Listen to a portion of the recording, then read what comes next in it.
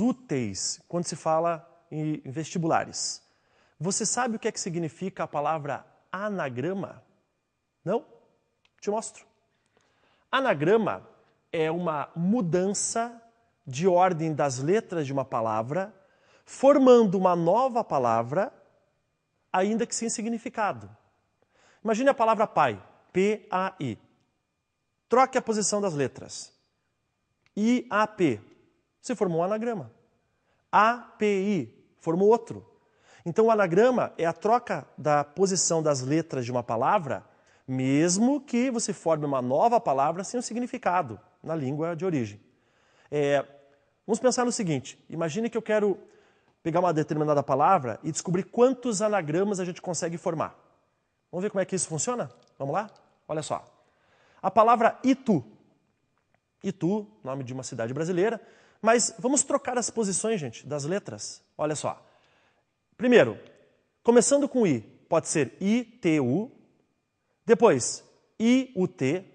Agora, começando com T, nós temos T-I-U, T-U-I. E começando com U, nós temos U-I-T e U-T-I. Quantos anagramas eu consegui formar? Quantos?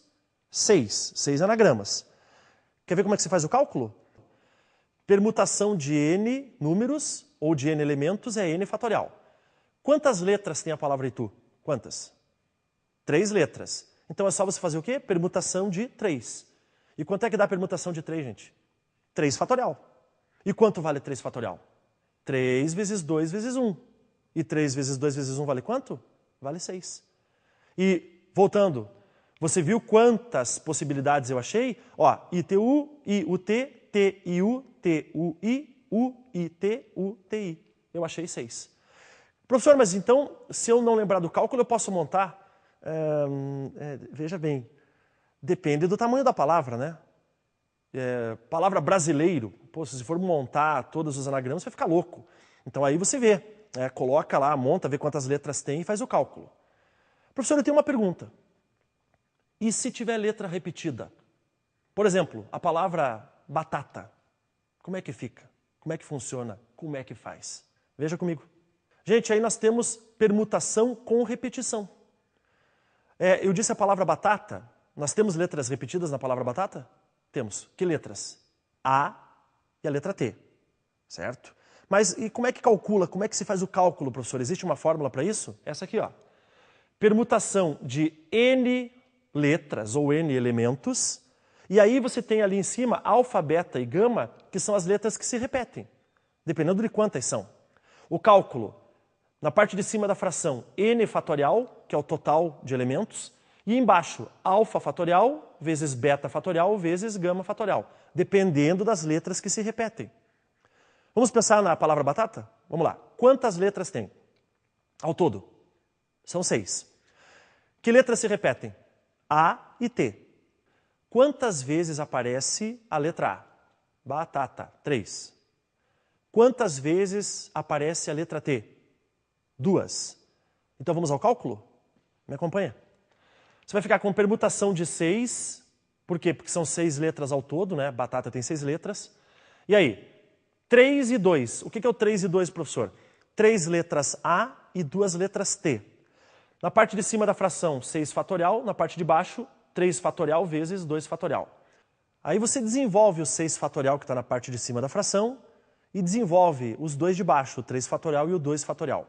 Com isso, nós vamos chegar ao resultado 60.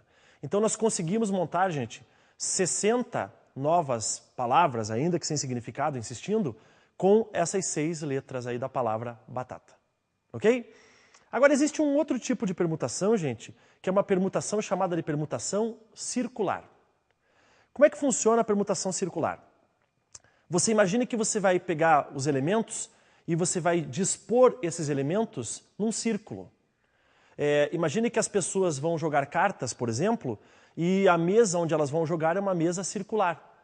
Então, esse tipo de permutação tem como pré-requisito ter um círculo na jogada. E a fórmula? A fórmula é assim. Imagine que a quantidade de elementos é M, e para você descobrir quantas possibilidades você tem, você vai ter M menos 1 fatorial. Certo? Quantas disposições você tem. Vamos ser mais claros? Deixa eu te mostrar um exemplo, veja só. De quantos modos distintos, 5 pessoas poderão sentar-se junto a uma mesa circular para realizar o jantar, sem que haja repetição das posições? Gente, nós temos 5 pessoas. E nós temos que dispor essas 5 pessoas nas cadeiras que existem. Tá? 5 cadeiras. Não pode haver repetição. Tá? Você viu que na narrativa não pode haver repetição. Então, como é que eu faço? Eu uso a fórmula. Se a fórmula é permutação de m igual a m menos 1 fatorial, o m é a quantidade de pessoas, que nesse caso são 5. Então você faria 5 menos 1 fatorial, correto? 5 menos 1, 4, 4 fatorial, e 4 fatorial vale 24. Então você consegue dispor de 24 maneiras diferentes essas 5 pessoas. Num determinado instante do nosso encontro, eu falei sobre as loterias e disse que, no caso da Mega Sena, por exemplo, você pega lá todos os números do cartão e faz uma combinação 6 a 6. Com isso, você tem a quantidade total, né, de combinações. Mas para você saber as chances que a pessoa tem de ganhar, aí você tem que usar o estudo das probabilidades.